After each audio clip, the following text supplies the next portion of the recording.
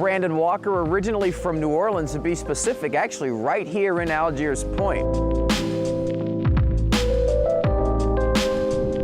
Where we are is a park. Me and my cousins, my friends, we'd ride our bikes over to the levee and spend some time here. There was a swing set here in the past, but it's no longer here. This place was ground central for us. In those days, you didn't come home until the sun had set, but you knew to be home at that time so not as to get into any trouble.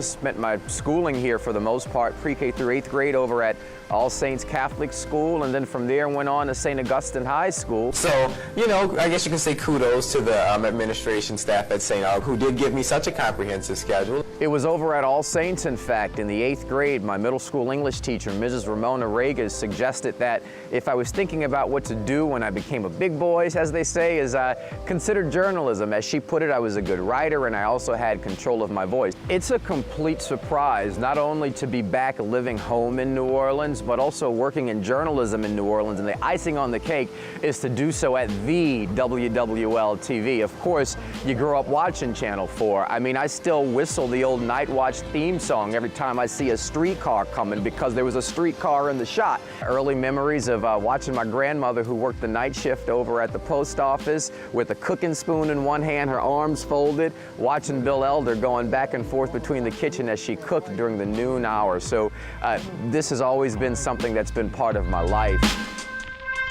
Well, you know, aside from long walks in the park and all that other stuff that they say you like to do, right? You put on your dating app profile. You can find me just, honestly, just kind of walking around town. I like to walk, I like to run. On weekends, that's where you'll see me. That's how, in my opinion, you get to know a city, you get to know a community by way of your foot, because you see how neighborhoods change. You see the people who are in those neighborhoods. You see the grocery stores, you see the coffee shops, you see the people. And if you see me around running, particularly at City Park, stop by, say hi.